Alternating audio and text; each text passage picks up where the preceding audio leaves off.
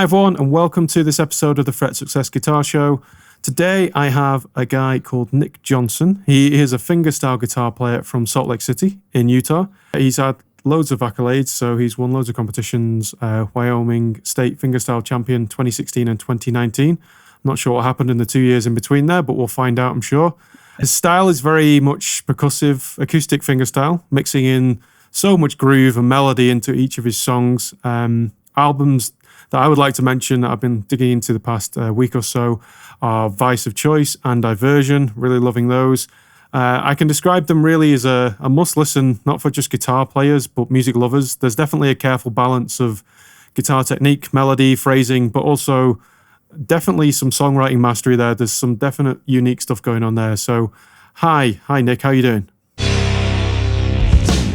Doing well, Dan. Thanks for having me. No, absolutely. Thanks for coming on the show. It's great to talk to someone of your stature of playing, and your music is incredible. I genuinely mean that. So it's great to chat to you, kind of behind the scenes, and get into some of the detail of that kind of process. That's kind of what I'm about here, trying to help other guitar players learn and figure out their journey, but also just to dig behind your sound, really. So guitar foundations, like how did you start, and why did you specifically very much fingerstyle. So why that world? What made you go there? It started, I don't know, just like any other teenage kid.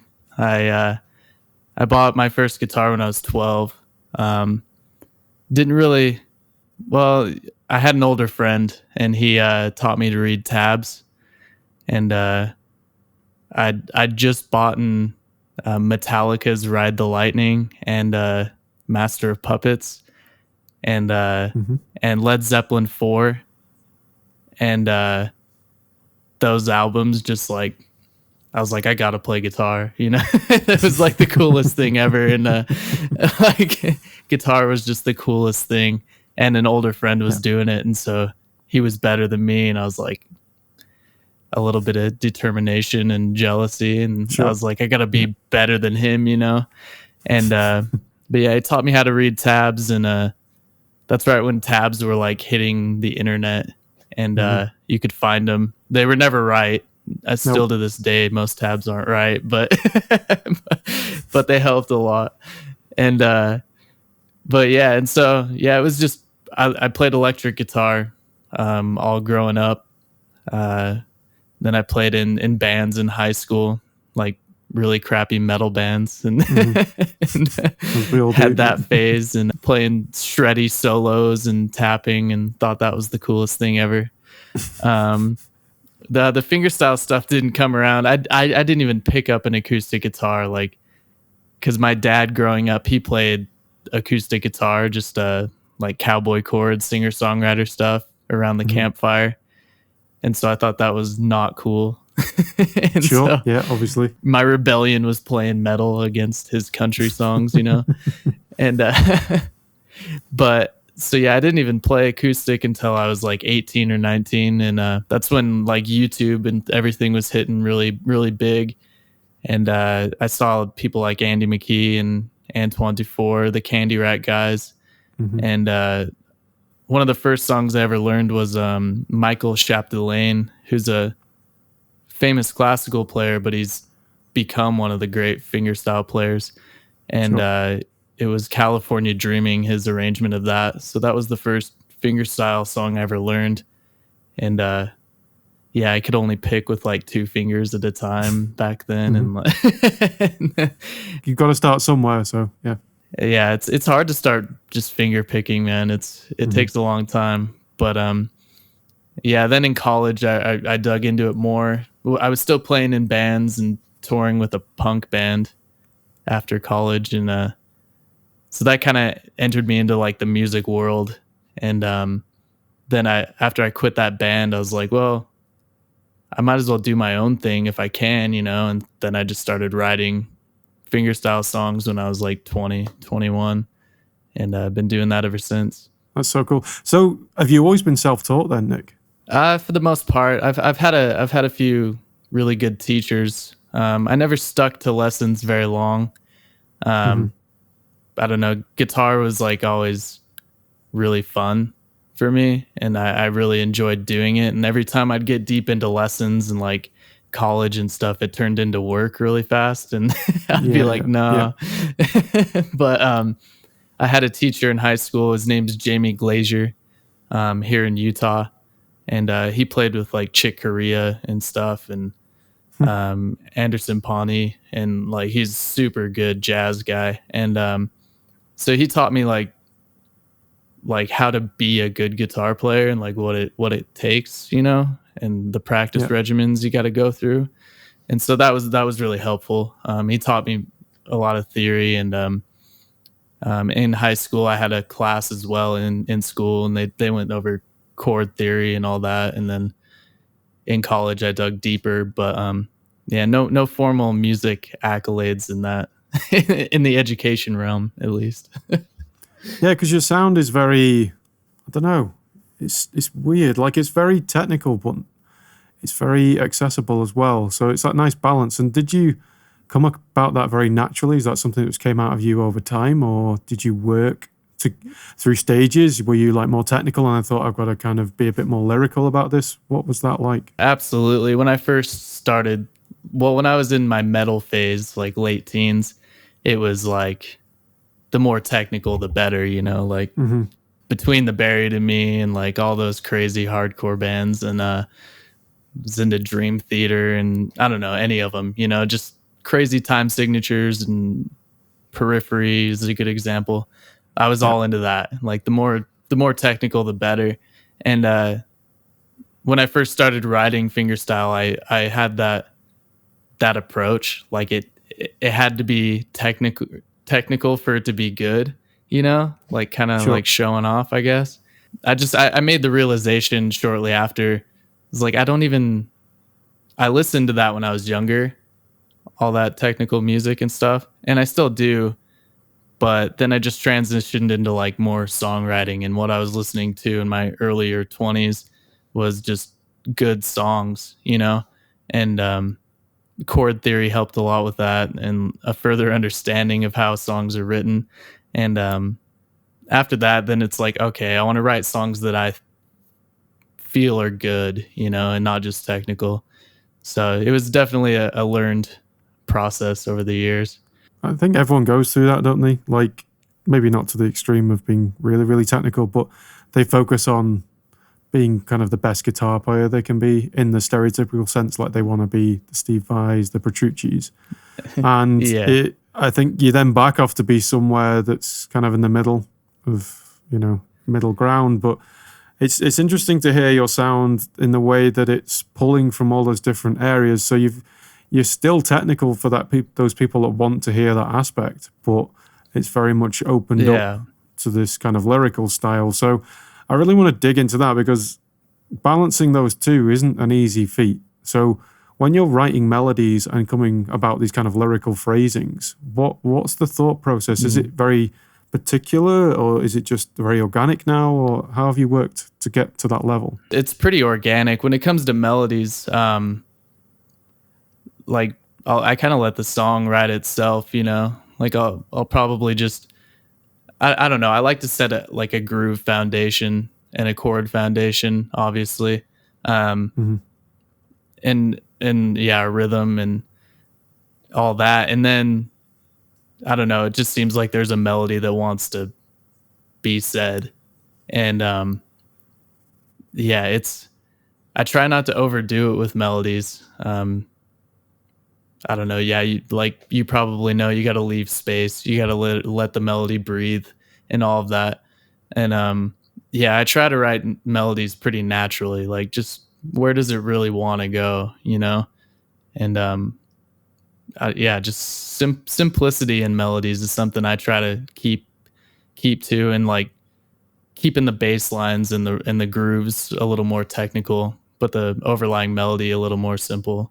Yeah, the groove is definitely there in your song. It's a great word to describe it, really, because it's kind of like an R&B background, but kind of slapped in the face with some other, you know, odd time signatures kind of floating over in this kind of second voice when the melody creeps in, and it's really Mm-hmm. interesting stuff going on the guitar. Some Yeah. of the stuff I'm listening, going, how the hell did he do that? It's like, how did you get from there to there? They're such a quick instance in time and make it sound so clean and pure. Like you must have worked hard and been through a lot of pain to get to that level where you're just so pinpoint. You have to be pinpoint with these things. So how has that come about when you've been working on that? A lot of practice. I didn't really start practicing really heavy until I was like 21.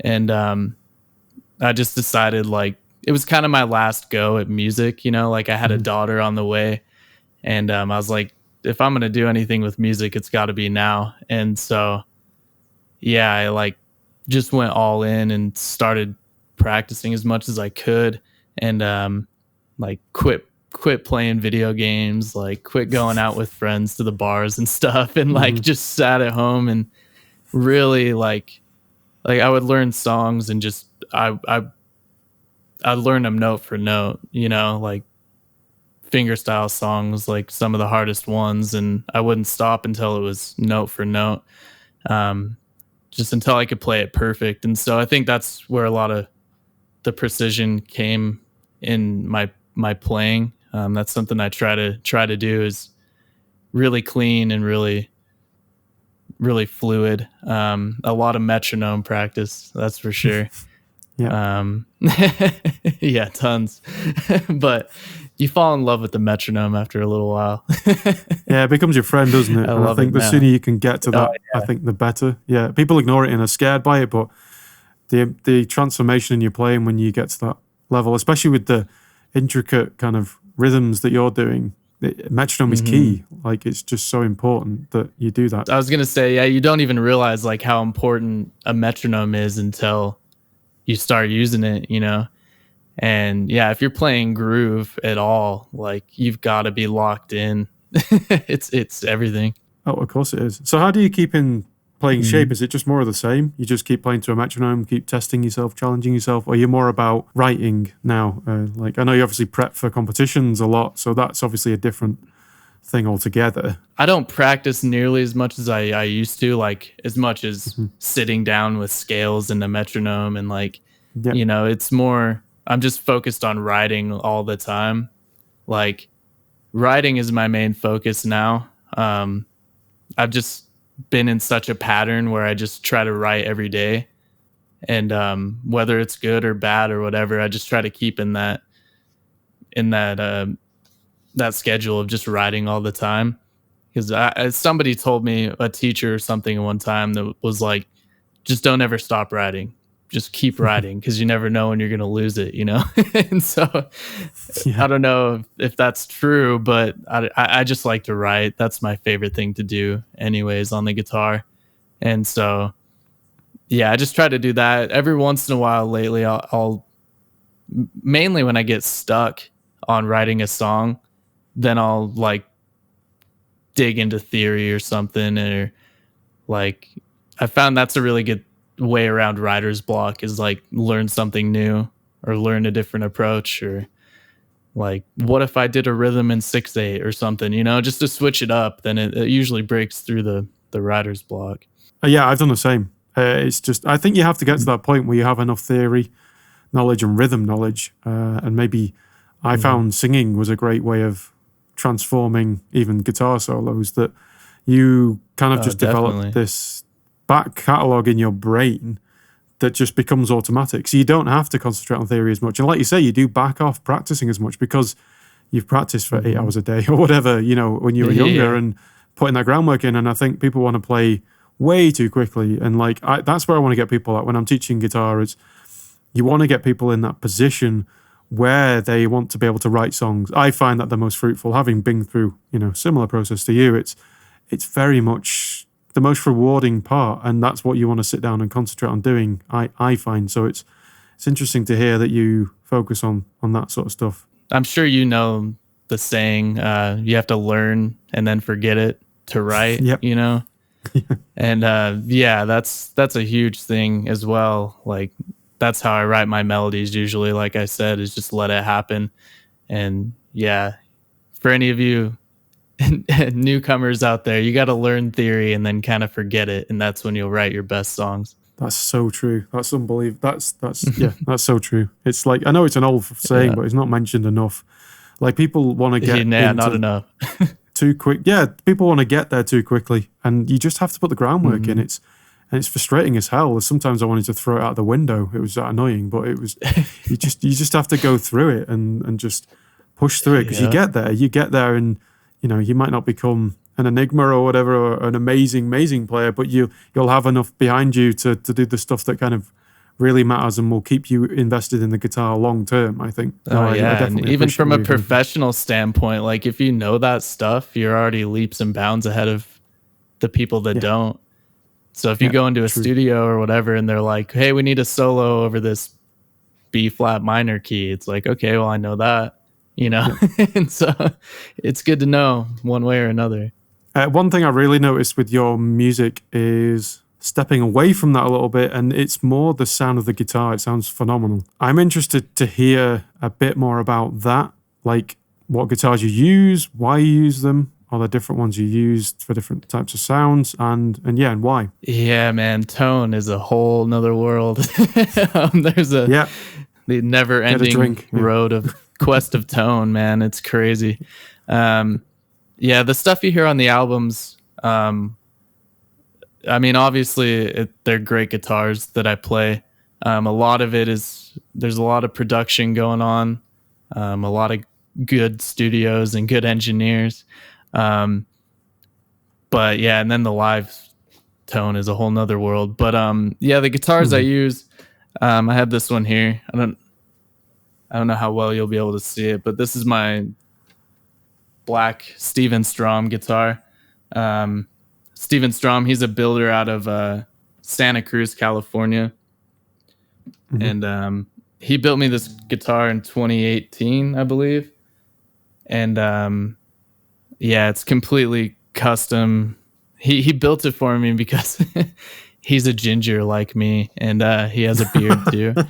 And we look like brothers, and so he's like, "Dude, I Right. gotta Okay. build you a guitar." We had the Nice. ginger connection, and and so he Euphoria built me this moment, yeah. guitar, and yeah, yeah, and at the time, like I really wanted something that could hold up to lower tunings with a longer scale length, and because I was just going lower and lower with tunings and trying to get heavier and heavier, and so yeah, he built me this. It's a little longer scale than normal.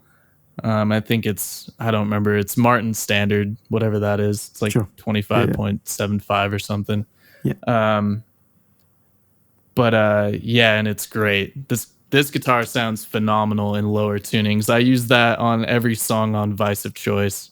So yeah, that's the low tuning Sounds guitar. awesome. Standard tuning, it doesn't sound as good, which is What weird. tuning But do you go that's for why I then, have my. Nick? I use all different kinds of tunings. Let's see, on Vice of Choice, that album, I used Dadgad and variations of Dadgad, so like C sharp Dadgad. Let's see, I used I'm trying to remember, like drop C sharp. I used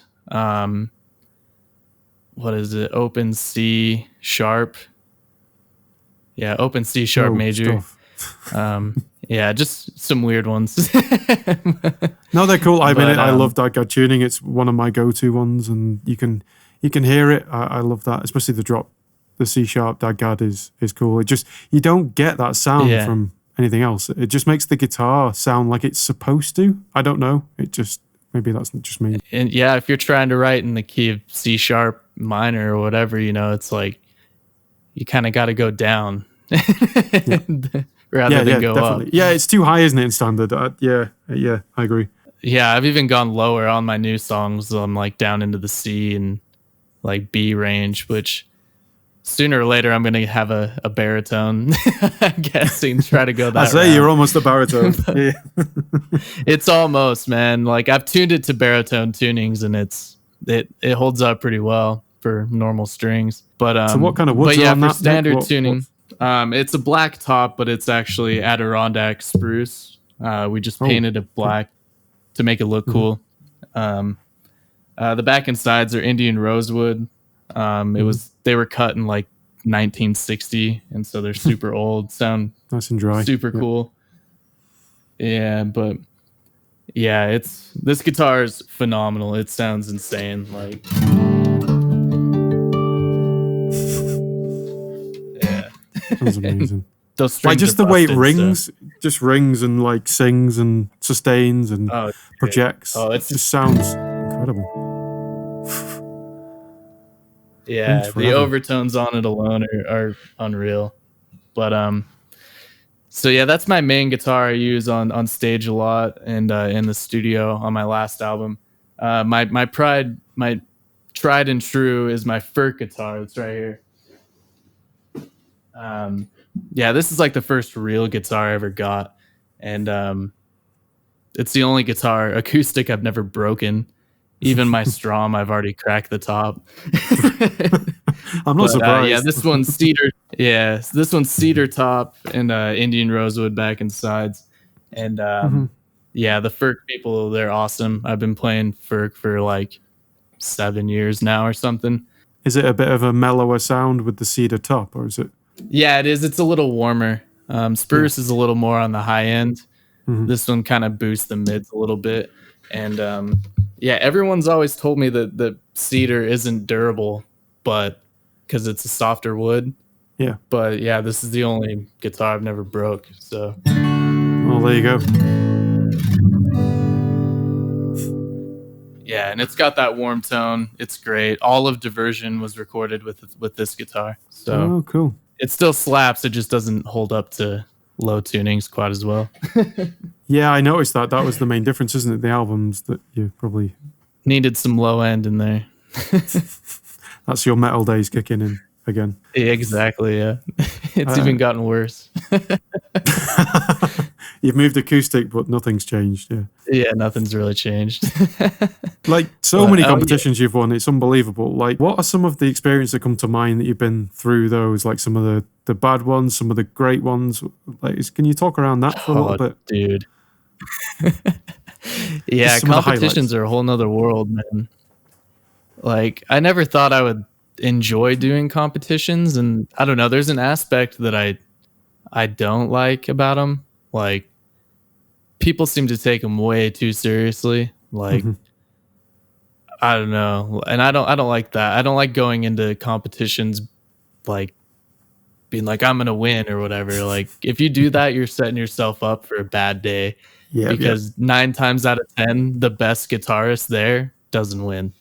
So, so that's something to keep in mind for anybody like going into competitions. But yeah, dude, there's been a lot of online ones that were super cool. What was it? Guitar Idol. I made the finals of that, but I they wanted me to go to London, and I had to pay to go, and I was like, nah. No, it's not worth it. With the prize money of like $3,000, it's like, dude, it's gonna cost me more to get there. So, so I didn't do that one. Lee Ritenour's music or guitar theory competition, I got second in that one. That was a global competition. Nice. And which is strange because Lee Ritenour is like the craziest jazz guy ever, and I'm not a huge jazz guy, and somehow I got second in that. So that was really cool. That's one I'm proud of. Yeah, Wyoming State, I've won that one a couple times. You mentioned what was the gap in between there. After you win one time, you can't participate again for 2 years or whatever. Right, okay. And so usually it's 5 years, and that's why it took me 3, because I didn't know it was 2 in Wyoming. So it's really weird. But yeah, I've had a lot of great competitions. I've done well in a lot of them. The International Fingerstyle Championship in Kansas, Winfield. That one's by far the most nerve-wracking. All the best fingerstyle guys are there. And yeah, and they're super hyper technical, like classical level precision. And yeah, I've never really fit into that crowd. It's more of a bluegrass crowd. And so that one's always weird to go to, because they're like, who's this kid? playing rock music, you know. But yeah, it's still fun. Dude, I've gotten straight screwed over at competitions. There's a Utah State Championship, and I've done that one almost every year for the past 4 or 5 years, and I've never won it. And yeah, they man, they're super harsh on me every time. Like they know it's me, and so a couple years ago they give you a 5 minute time limit, and you have to play 2 songs. And I played. I thought I was well in the time limit and everything. And the judges came out after, and they were like, "Well, you got the highest scores, but you went over 6 seconds." And so we had to we had to take a point away for each second you went over, and so you got second place. And I'm like, "Are you fucking kidding me, man?" Like, I was like, "You've got to be kidding me." And they're like, "Well, we go by Winfield rules in Kansas." And I was like, "I've been to Winfield, and there's no time limit." That doesn't happen. That's the only one I was really mad at, because I'm like, dude, come on. And then yeah, so I've never won the Utah State Championship. I've gotten third like twice and second twice or something. I don't know. Do you just need to go a bit quicker in the middle somewhere just to speed up, is it? Dude, I don't know. I thought I was going to win it last year, and then the whole crowd got mad when I didn't win. Whoa, that's better than not winning. Yeah, I mean, I knew it was coming. It's something with the Utah State guys that just don't like me because I'm not a bluegrass guy. And Right. But it's fine. It's taught me like not to take that stuff too seriously, because you never know. Like, yeah, you never know who's gonna win. I think you have to do that. I mean, I've done like Battle of the Bands type stuff, and it's a similar kind of thing. I don't know, you just have to go out and have fun. And if you're not doing that and just entertain and just treat it like a gig in front of like people, I don't know, which I'm sure it sounds like you do. So over practicing is a big lesson I learned too. Like the first few competitions I did, I was like, hey, the more you practice, the better off you are. No, that's not true at all. Like that's the quickest way to like make yourself more nervous. And because you sit down in the competition, you're like, I've put so much effort into this, then it's like you're already done. Like you're already overthinking it. And so like I kind of learned the practice you do for a competition is like the tens of years prior to the competition. It's not really like what you did the month before. And so yeah, there's almost, I mean, practice your stuff and have it dialed, but don't overdo it, or you're not helping yourself out. So that was a good lesson learned. kind of leads me on to my next question I was going to ask, which is, if you had a top tip for players, I know we touched on a few, but what would be the most important thing that you would say focus on? Maybe as a beginner, an intermediate, and an advanced player. Just maybe throw that in there. So for a beginner player, like, I don't know, man. I think the most important thing is to have fun. Like, for me at least, that's what it always was I only ever got like good at it was because I enjoyed it so much. And a lot of like students and stuff I've seen that just quit, it's because they were just being forced to do it, you know? And so I'd say like find what you really like and learn songs you really think are cool. But don't do it lazily. Like if you're learning a song, just make sure you can play it correctly and figure out why. Maybe that's more of an intermediate level thing. Like if you're gonna learn a song, like play it the right way, like use the chord shapes, not in every case, but in a fingerstyle sense. Like the players are so good that they're probably using a chord voicing for a certain reason. You should probably figure out why they're using that chord shape and why they're playing an inversion or where, you know. I see that a lot when I'm teaching intermediate fingerstyle guys. Like they know what a C chord is, but they're not playing it in the right spot, or as the guy who wrote the song, you know. And yeah, there's usually a reason behind that. Intermediate players, Get on the metronome, man. Get Yeah. on the metronome as soon as you can, because as we said earlier, like you'll fall in love with it, and the more you use it, the more you'll see, you'll be able to pinpoint the guitarists that don't use it, and Hmm. that's kind of like an inside joke to people who've actually put in the time with the metronome, because you could like like I send guitar videos to my buddies and we're like, oh, metronome, like you know. Yeah, especially And with like Instagram and so all that yeah, sort of stuff that's coming out now. Everyone's just publishing stuff all over, and I'm like, comment, use a metronome man. A comment, use a metronome yeah, man. It's like, it's just yeah. over and over again, but it's just like it's so I important now, yeah, isn't I've it? done it too. I've posted so many videos where I'm like, oh no, I played out of time, but whatever. So it's not a huge deal, but it's like, No, makes yeah, you better though. Yeah, yeah. yeah, oh yeah, definitely. Um, as far as like a more advanced player, it's got to be finding your own voice, man. I think that's the Hmm. biggest thing, like finding your own voice and like what you really want to do. And because I see so many players that are just like, there's so many Tommy Emmanuel copycats out there, and Yeah. not saying that's a bad thing. Like Tommy Emmanuel is amazing. I love his playing. He's probably the best guitar player alive, but Mhm. there's so many kids that just copy him exactly, and then they try to get into the music world, and it's like they're not going to go see you, they're going to go see Tommy Emmanuel, you Yeah. know.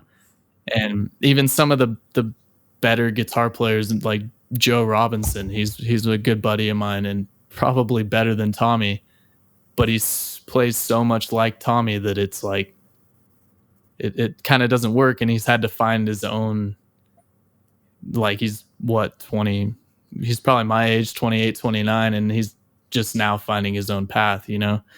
And yeah, I think it's important to just like, for me, how I came about it was I started listening to music, and I was like, what do I like about music? And it was always like, I was like, well, I love metal and I love breakdowns. And I was like, why? What makes a breakdown good? And I was like, well, it's a groove, or like a sudden changing groove. And I was like, Mhm. well, what if I did that on acoustic guitar, you know? And then that just opened up a whole world that I'm still exploring, you know, and it's kind of set me aside a little bit in like a different world. And yeah, I think that's just finding your own voice is really important for a more advanced player. No, that's a great tip. It's something that isn't talked about a lot, and there's always that kind of find your sound thing. But as an advanced player, that's really what you want to start doing. And like you say, copycatting's okay if you want to go down that route of being paid to imitate or that sort of thing. But I don't think that's a reason many of us get Yeah, into it. an advanced player would be more like wanting to do it professionally, you know. And Yeah. yeah, you can be a very technical player and just do session gigs and make a ton of money doing that. But if you're like trying to create your own music and add something to the music world, then finding your own voice is going to be crucial. So one thing I really can't ignore, Nick, is the fact we're in this pandemic disease thing. And I'm always Yeah. interested to hear how these things are impacting musicians because it's affecting everyone. I spoke to a guy that runs a music venue not long ago on the show, and tough times, tough times. People have to adapt and change. So I'd love to hear, if you don't mind, going into that kind of perspective as to what that's been like for you. Yeah, man, the pandemic hit at the worst time. So, oh man, I still can't even believe it. Like, so I worked for a lot of years, put out a lot of content just to get to like to build an audience big enough to like be able to tour and not lose money, you Hmm. know. And last year was the first year that I finally started touring and making money enough to like quit my job. And so I quit my job in like November 2019, Hmm. and went all winter. And yeah, it was everything was groovy. And then the pandemic hit, and it was every show was canceled. Like everything, just emails stopped coming in. Um, yeah, it's been pretty crazy. Had to go back to work, which is it's fine. I'm lucky to be able to go back to work. A lot of people straight up lost their jobs, you know. So a lot of musicians are sitting at home losing money, which it sucks. But yeah, it's hit hard. It's hit hard for everyone though, and like you said, you kind of have to just adapt. And I've just been focusing on writing, and content. Just trying to do videos and write tabs to my songs that I already have, and just trying to take care of what I can while I have the time to do it. It's hard. People still haven't quite figured it out, and we're still in this point where we don't quite see an end to what's going on. So it's hard. I think it's longer than anyone thought it was going to be around for. And yeah, definitely. It kind of looked like live streams was going to be the way to go, and then there's just something about live streams that like live stream shows that just don't do it. Like there's just too much to look at or something. Like it doesn't hit the same way a real live show does. And they're still cool to do, but it's like it just doesn't. It's not the same thing. I don't know. It's weird. Well, it's not the same for either you or the audience. Like you're not vibing off the audience as much. You're looking at a screen, watching some comments or thumbs up arrive, and I mean, what's that? That's not the same. That wouldn't happen in a real gig. It's just socially weird. I think any musician that's played one has been. You don't really plan those first couple live stream shows. Yeah, you don't plan for what you're gonna do after you play a song. When the crowd would normally clap. That's the most awkward thing in the world because you're like, I don't know what to do. Yeah, it's weird. I have a few friends that do it, and like they'll like say thanks everyone like after it, and they haven't like you can't hear any applause or there's no reaction. So it's like who are you saying thank you to? It's you just imagine they're clapping at a screen. It's like, it wouldn't happen. Yeah, the first couple ones I did, I had no idea what to do and would just like So next song. Yeah, next song. Here we go. If changing tunings wasn't boring enough, Oh, that's so true. How can people help you out, Nick? Because your music's awesome. Is it a case of buying your music? Have you got merch and stuff? Or oh yeah, I have merch, and you can check out nickjohnsonacoustic.com. I have albums on there for sale. I mean, you can listen on Spotify, watch on YouTube, like it all. Those are all revenues that add up. It all helps. Any little bit, like just a share here and there. Like a video, it's just I don't know, it's all part of it. I mean the quickest way if you really want to like help me out would be to buy an album or a shirt off my website, because that goes straight to me. Spotify's rates aren't all that great. So nope. What rates? As I'm sure we all know. Yeah, what rates? No, it's interesting. Well, thanks for sharing that, because it's not an easy thing to talk about, but everyone's going through it. So I think it's important to raise that. And especially because you were in that point where you were taking off and everything was coming to fruition, and it's just so shit that it just, you have to go back a step. Yeah. And I think it's just a delayed thing. It's your music's awesome. It's inevitable really, but it's just painful, and hopefully we can all get around this with still having our creative calm intact. It was a tough pill to swallow, but I don't know. It's almost a blessing in disguise, because like I was gone a lot at the end of last year, and so I got real tired, and so I feel more rejuvenated now than I have in like a year. So it's like it's a blessing in disguise. Like a break now and then's pretty good. Yeah, forced break, maybe not quite this long, but yeah, no, I get what you're saying. So what's coming up for you next then, Nick? What's the kind of plan that you're recording and writing? Is that the next thing that's on the cards?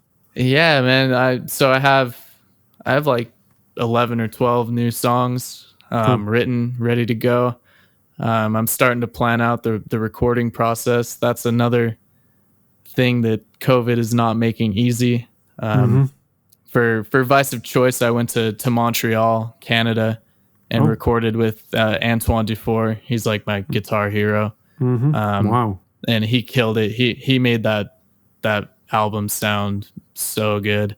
It's one of the best acoustic tones I've ever heard, honestly. Not just saying that about my own stuff, but like I've never heard anything like it.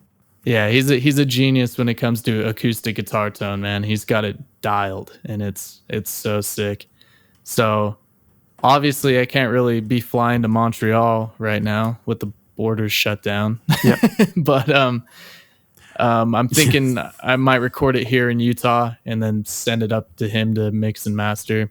So just trying to figure all that out. But yeah, new stuff. I still have a couple videos I'm gonna do for Vice of Choice. Just maybe not as high end, like full budget videos, but at least some live stuff. And I'll have the tabs out for that. Yeah. Oh, Nice. yeah. You can check out my tabs. I have tabs for all the Candy Rat videos and stuff. They're on my website too. People seem to dig those. Like we put little stories in the leader notes, and they're pretty funny. I have to check them out. Yeah.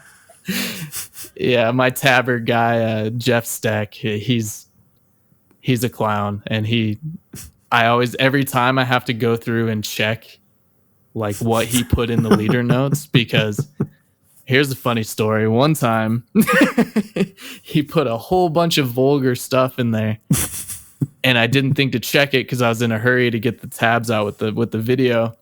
Yeah. And I sent it to probably, I don't know, 100 kids. And one emailed me back and he was like, "Do you know all of this stuff is in your tabs?" And he sent me like screenshots, and it was all just super vulgar stuff. And I was like, "Oh no." It's like, what have I done?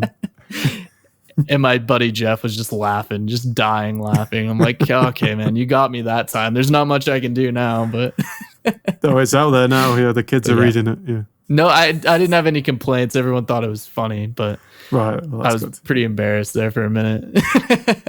Well, it's been great to have you on, Nick. Like, a pleasure. You sound like a great guy, and your music is awesome. So I'll definitely be checking out more. So I encourage everyone to really dig into Nick's music, his albums, Vice of Choice and Diversion. There is a third album, which the name escapes me, if you can remind me, Nick. Yeah, don't listen to that one. That one's the... Don't listen to that one. Ignore that one. The first two are... Nick has only released 2 albums, so... Yeah. No, that's just the first EP, Blues. Like, it's fine. Good. It's called Held in Reverie. It's just, I wouldn't listen to it. Go listen to Vice of Choice or something. No, Vice of Choice. If you really love acoustic guitar tone, even just listening for that, because it's unreal. The tone that you've got on the recording is unreal, and the performance is just out there. Like, I'm in awe, really. So thanks so much, man, for sharing your history, Nick. And we're going to play a track of Nick's as well. So do you want to introduce it and we'll see the show out? Well, I just want everyone to kind of like and subscribe to the video, check out Nick's music, and I will see you in the next episode. I'll leave it with you, Nick. Yeah, so this song is called The No Soul Blues. It's off my album Vice of Choice.